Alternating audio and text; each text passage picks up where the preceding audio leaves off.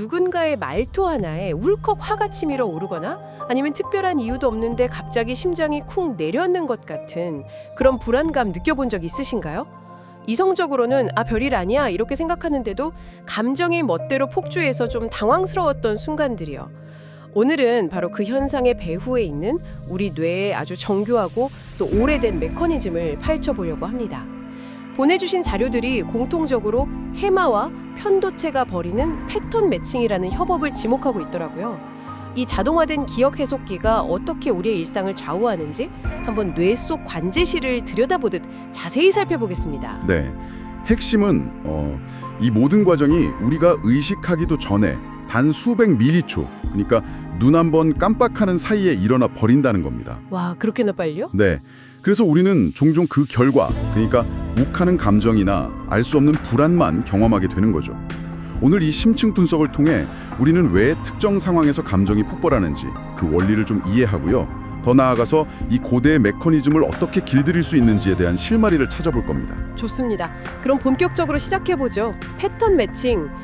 용어 자체는 컴퓨터 과학에서 들어본 것 같기도 한데 뇌과학에서는 어떻게 정의되나요? 자료에 나온 표현을 빌려서 가장 명료하게 정의하자면 이렇습니다. 해마는 지금 이 장면이 과거의 어떤 기억 데이터와 일치하는가 이걸 검색하고요. 네. 편도체는 그 검색된 기억 데이터에 위험 경보가 달려 있었는가 이걸 즉각 판정하는 거죠. 이 두 가지 질문과 답이 거의 동시에 자동으로 이루어지는 과정. 이게 바로 뇌의 패턴 매칭입니다. 그러니까 해마는 사실 검색 담당, 편도체는 감정 평가 담당 이렇게 역할이 명확하게 나뉘어 있는 거군요. 근데 장면이라고 하셨는데 이게 그냥 시각적인 것만 말하는 건 아니겠죠? 정확합니다. 아주 중요한 지점이신데요. 해마가 구성하는 장면은 단순히 눈에 보이는 풍경이 아니에요. 현재 들어오는 모든 감각 정보, 그러니까 상대방의 미간주름, 목소리의 미세한 떨림, 공기 중의 냄새, 심지어 그때 내 심장이 뛰던 속도 같은 내적인 감각까지 전부 다요. 와, 그걸 전부 다요. 네, 그걸 전부 통합해서 하나의 다차원적인 데이터 묶음으로 만들고 이거랑 가장 비슷한 과거의 데이터 묶음을 찾아내는 거죠. 그렇군요. 자료에서 패턴 완성이라는 기능도 언급됐는데 그건 뭔가요? 방금 말씀하신 그 데이터 묶음이랑 관련이 있는 건가요? 네, 바로 그 기능 덕분에 패턴 매칭이 이렇게 빠르고 강력해지는 겁니다. 패턴 완성은 말 그대로 데이터 묶음에 아주 작은 조각 하나만 들어와도 전체를 다 복원해내는. 맞습니다. 전체 데이터 묶음을 복원해내는 능력이에요. 예를 들어서 어릴 적 할머니 댁에서 맡았던 특정 된장찌개 냄새 하나만으로도 당시의 부엌 풍경, 할머니 목소리, 창밖의 감나무까지 통째로 기억나는 경험 다들 있으시잖아요. 그거 완전 공감돼요. 네. 그게 바로 해마의 패턴 완성 기능입니다. 그럼 퍼즐 한 조각만 보고 전체 그림을 거의 즉시 맞춰버리는 거랑 비슷하겠네요. 그런데 편도체는 그 되살아난 장면에 대해서 구체적으로 어떤 일을 하는 건가요? 위험했는가를 판정한다고 하셨는데 그 기준이 궁금합니다. 편도체는 일종의 감정 태그 스캐너라고 보시면 쉬워요. 해마가 불러온 과거 장면에 붙어있는 그 감정 태그를 초고속으로 스캔하는데 특히 생존과 직결되는 부정적인 태그들 있잖아요. 부정적인 태그요? 예를 들면? 네, 공포, 위협, 수치심, 모욕감 같은 것들이요. 여기에 극도로 민감하게 설계되어 있어요. 그래서 긍정적인 감정 태그보다 부정적인 태그를 훨씬 더 빠르고 또 강력하게 감지해서 뇌의 이성적인 판단을 하는 전두엽이 개입할 틈도 없이 몸에 비상신호를 보내는 거죠. 먼저 행동부터 하게 만드는 거네요. 그렇죠. 심장을 빨리 뛰게 하고 근육을 긴장시키고 일종의 선정치 후보고 시스템인 셈이죠. 그 설명은 이해가 되는데 한 가지 의문이 드네요. 해마는 기억을 비교하고 편도체는 감정을 판단한다면 혹시 이 두 기관이 서로 충돌하는 경우는 없나요? 예를 들어서 해마는 지금은 회사고 저 사람은 동료야, 안전해 라고 하는데 편도체는 아니 저 말투는 위험해 라고 우기는 경우 말이죠. 아주 예리한 질문이십니다. 실제로 그런 충돌이 우리 내면에서 계속 일어나고 있습니다. 바로 그 충돌의 결과가 우리가 느끼는 그 혼란스러움이에요. 이성적으로는 안전한 걸 알지만 몸은 불안 반응을 보이는 상태예요. 머리랑 몸이 따로 노는 느낌이요? 네. 대부분의 경우 생존에 유리하게 설계된 편도체의 목소리가 더 크고 빠르기 때문에 우리는 일단 감정적, 신체적 반응을 먼저 겪게 됩니다. 그 후에야 전두엽이 아니야, 진정해. 이건 과거의 그 상황이 아니잖아. 라고 뒤늦게 개입해서 편도체를 진정시키려고 애쓰는 거죠. 이게 그 원리가 명확하게 그려지네요. 그렇다면 이 복잡한 과정이 실제 우리 일상에서 어떻게 나타나는지 구체적인 예시를 통해 살펴보면 더 와닿을 것 같아요.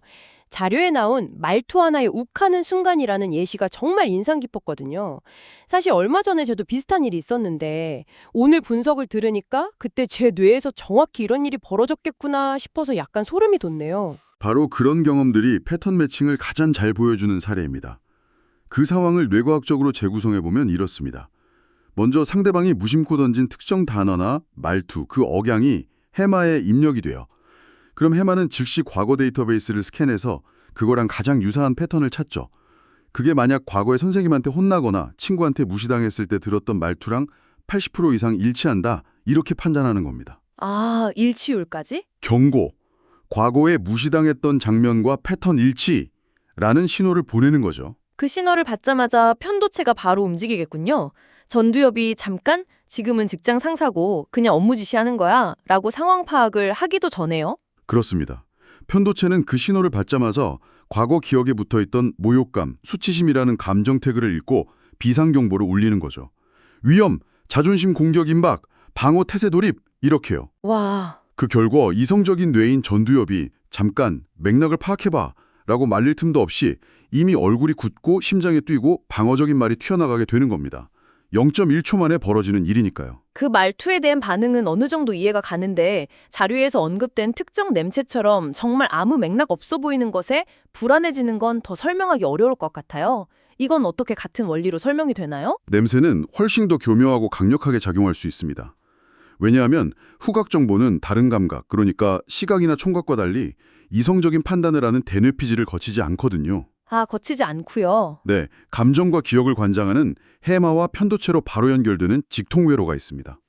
그래서 더 원초적이고 강렬한 반응을 일으키죠. 아, 그래서 냄새로 인한 기억이 유독 생생하게 느껴지는 거군요. 맞습니다. 예를 들어 어릴 적 부모님이 크게 다퉜던 날, 공기 중에 특정 소독약 냄새가 섞여 있었다고 해보죠. 당시 아이는 공포와 불안 속에서 그 냄새를 맡았고, 해마는 소독약 냄새와 부모님의 다툼 그리고 극심한 공포를 하나의 장면으로 묶어서 저장합니다. 네. 수십 년이 흘러 성인이 된 후에 병원에서 우연히 비슷한 소독약 냄새를 맡는 순간 해마는 즉시 과거의 그 장면 데이터를 불러오는 겁니다. 그리고 편도체는 그 장면에 붙어있던 공포라는 감정 태그를 재점화시키는 거죠. 그래서 정작 본인은 왜 불안한지 그 원인, 즉 과거의 그 장면엔 의식하지 못한 채 그냥 이유 없는 불안감에 휩싸이게 되는 거군요. 바로 그겁니다. 원인이 없는 게 아니라 뇌의 자동 검색 엔진이 너무 빨리 작동해서 우리는 검색 결과인 감정만 느끼고 검색 과정인 기억은 알아차리지 못하는 거였네요. 정확합니다. 의식의 수면 아래에서 모든 일이 순식간에 벌어지기 때문에 우리는 그저 영문 모를 감정의 파도에 휩쓸리는 것처럼 느끼게 되는 거죠. 듣다 보니 이 메커니즘이 참 대단하면서도 한편으로는 좀 억울하다는 생각도 드는데요. 이렇게 빠르고 강력한 자동 반응 시스템이 우리에게 왜 필요했던 걸까요? 이렇게 현대인을 곤란하게 만들 때도 많은데요. 그건 이 시스템을 진화의 관점, 즉 생존의 관점에서 봐야만 이해할 수 있습니다. 저는 이걸 고대의 생존 소프트웨어라고 부르고 싶어요. 수백만 년 전 인류의 조상들이 살았던 환경을 상상해 보세요. 숲에서 갑자기 바스락거리는 소리가 들렸습니다. 이때 저게 바람 소리일까 아니면 맹수일까 하고 차분히 분석할 시간이 있었을까요? 아니죠. 일단 도망치고 보는 게 생존에 압도적으로 유리했겠네요. 고민하다간 잡아먹혔을 테니까요. 한 생존 알고리즘입니다. 과거에 비슷한 소리가 났을 때 맹수가 나타났다는 기억이 있다면 뇌는 분석을 건너뛰고 일단 몸부터 피하게 만드는 겁니다. 10번 중 9번이 오인이었더라도 단 한 번 진짜 위험을 피하게 해줬다면 그 유전자는 살아남아서 후대에 전해졌겠죠. 아, 그러니까 우리 뇌의 기본 설정 값이 정확성보다는 속도에 맞춰져 있는 셈이군요. 그렇죠. 안전보다는 생존에 맞춰져 있는 거고요. 아, 고대의 생존 소프트웨어라는 비유가 확 와닿네요. 그런데 여기서 문제가 시작되는 거군요. 그 소프트웨어는 수렵 채집 시대에 퇴적화되어 있는데 우리는 지금 21세기 디지털 사회에서 그 프로그램을 그대로 쓰고 있는 거고요. 상사의 차가운 말투가 맹수의 이빨은 아닌데도 우리 뇌는 똑같이 생명의 위협으로 받아들이는 버그가 생기는 거네요. 맞습니다. 현대사회의 스트레스는 대부분 심리적, 관계적 위험이죠. 하지만 우리 뇌의 편도체는 그 둘을 잘 구분하지 못하고 똑같이 비상경보를 울립니다. 이게 바로 고대 소프트웨어의 현대적 글리치, 즉 오작동인 겁니다.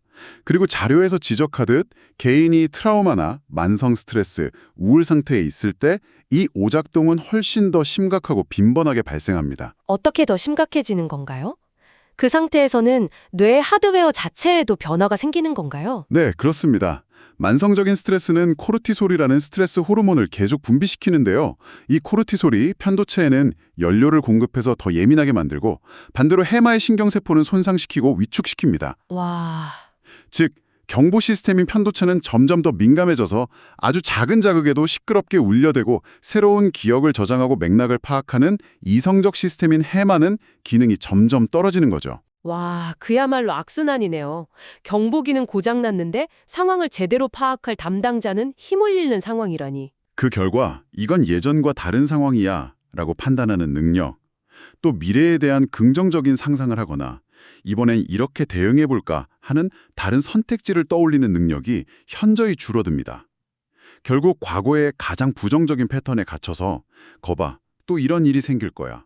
나는 역시 안 돼. 라는 생각에 감옥에 갇히게 되는 겁니다. 이 메커니즘이 단순히 기분 문제를 넘어서 자살 충동이나 공황, 조절되지 않는 분노 폭발과도 직접적으로 연결된다는 자료의 내용이 굉장히 중요하게 다가왔습니다. 이건 단순히 의지가 약하다거나 감정 조절을 못한다는 차원의 문제가 전혀 아니라는 거잖아요. 네, 절대 아닙니다. 그 상태는 뇌가 말 그대로 과거의 가장 끔찍한 순간에 갇혀버린 상태라고 볼 수 있습니다. 기능이 극도로 저하된 해마는 이 상황을 빠져나갈 다른 방법은 없을까?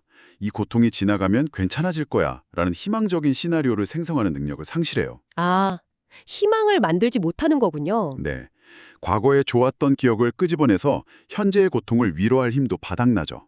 그런 상태에서 편도체는 계속해서 최악의 기억만 무한반복 재생하는 거군요. 그렇습니다. 과활성된 편도체는 과거에 가장 끔찍했던 고통의 장면, 가장 수치스러웠던 순간, 가장 절망적이었던 기억의 데이터만 계속해서 현실처럼 생생하게 반복 재생합니다. 마치 고장난 영사기처럼요. 그러면 뇌가 내릴 수 있는 논리적인 결론은 명확해집니다. 자료의 표현처럼 또다시 지독한 고통이 온다. 빠져나갈 출구는 어디에도 없다. 이것은 그 사람이 비합리적이거나 나약해서가 아니라 뇌의 패턴 매칭 회로가 완전히 고장나 최악의 답 외에는 다른 어떤 답도 내놓지 못하는 상태인 겁니다. 정말 끔찍한 자동 재생이네요. 그렇다면 가장 중요한 질문은 이겁니다. 이 끔찍하고 고장난 자동 재생 회로를 우리가 의식적으로 끊어내거나 수정할 방법이 있을까요? 물론 있습니다. 그리고 매우 중요합니다.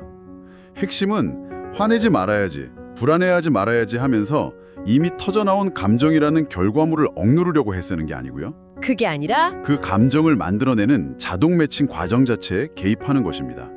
자료들을 종합해보면 개입 지점은 명확하게 두 곳입니다. 바로 해마와 편도체죠. 각각 어떻게 개입할 수 있을까요? 먼저 기능이 위축된 해마를 위해서는 뭘 할 수 있죠? 약해진 해마를 위해서는 의도적으로 새롭고 긍정적인 데이터를 입력해주고 기존의 데이터를 재해석하는 훈련이 필요합니다. 해마의 가소성, 즉 변화하는 능력을 활용하는 거죠. 자료에 나온 구체적인 방법으로는 첫째로 자서전 쓰기나 경험 기록하기가 있습니다. 아, 단순히 기록하는 것만으로도 뇌에 변화가 생기는군요. 그렇습니다. 과거의 경험을 글로 쓰면서 객관적으로 바라보고 새로운 의미를 부여하는 과정 자체가 해마를 자극해서 부정적 기억을 재구성하게 돕습니다. 둘째로는 옛 사진이나 영상을 보면서 즐거웠던 기억을 아주 구체적으로 회고하는 겁니다. 그때 이런 점은 참 좋았지? 이렇게요. 긍정적인 기억 회로를 다시 연결하는 거네요. 네, 강화하는 작업이죠. 마지막으로 매일 아주 작은 것이라도 감사할 일을 찾아 기록하는 감사일기는 해마에게 새로운 긍정적 패턴을 만들어주는 가장 강력하고 간단한 방법 중 하나로 꼽힙니다. 과거의 부정적인 자동 검색 결과에 맞설 새로운 긍정적 검색 결과를 의도적으로 많이 만들어주는 거군요. 그럼 과열된 경보기, 즉 편도체를 위한 방법은 뭔가요? 과열된 편도체를 위해서는 반복적으로 안전 신호를 보내주는 것이 핵심입니다. 지금은 괜찮아, 위험하지 않아 라는 메시지를 이성적인 언어가 아니라 몸의 언어로 직접 보내주는 거죠. 몸의 언어로요. 네. 가장 효과적인 방법은 깊은 호흡입니다. 숨을 천천히 깊게 내쉬는 행위는 우리 몸의 이완 시스템인 부교감 신경을 직접적으로 활성화시켜서 흥분한 편도체를 진정시키는 가장 빠른 길입니다. 호흡만으로도 뇌에 직접 신호를 보낼 수 있다니 놀랍네요. 네. 그리고 걷기, 조깅, 춤 같은 리듬감 있는 활동도 편도체를 안정시키는 데 아주 효과적이에요. 반복적인 움직임이 뇌의 긴장을 풀어주거든요. 그리고 무엇보다 중요한 것은 안전하다고 느끼는 관계 속에서의 긍정적인 경험입니다. 아, 관계. 네. 신뢰하는 사람과의 따뜻한 대화, 지지받고 이해받는다는 느낌, 따뜻한 포옹 같은 신체적 접촉, 이런 것들이야말로 편도체에게 세상은 안전한 곳이야 라고 말해주는 가장 강력한 신호가 될 수 있습니다. 결국 우리 뇌는 최첨단 VR 헤드셋 같은 건지도 모르겠습니다. 현재라는 현실 위에 과거라는 경험의 필터를 실시간으로 덧씌워서 우리에게 보여주는 거죠. 문제는 이 필터가 과거의 상처로 얼룩져 있거나 고장나 버리면 우리는 눈앞의 아름다운 풍경 속에서도 과거의 괴물만 보게 된다는 겁니다. 오늘 우리가 이야기한 것은 바로 그 필터를 수리하고 새로운 필터를 만드는 법에 대한 것이었네요. 아주 탁월한 비유입니다. 그리고 그 필터의 핵심 부품이 바로 해마와 편도체인 셈이죠. 이 둘의 작동 방식을 이해하는 것은 우리 자신과 타인의 갑작스러운 감정 반응을 더 이상 의지가 약해서 혹은 성격이 이상해서라고 비난하는 대신에 될 수 있습니다. 자신과 타인에 대한 훨씬 더 깊은 공감과 연민의 시작점이 될 수 있는 거죠. 오늘 이야기 나눈 것처럼 당신의 뇌가 계속해서 현재를 과거의 특정 순간과 비교하며 경보를 울리고 있다면 이번 한 주 동안 당신의 해마에게 미래에 참고할 만한 아주 작고 새로운 긍정적 패턴을 하나 선물해 보는 건 어떨까요?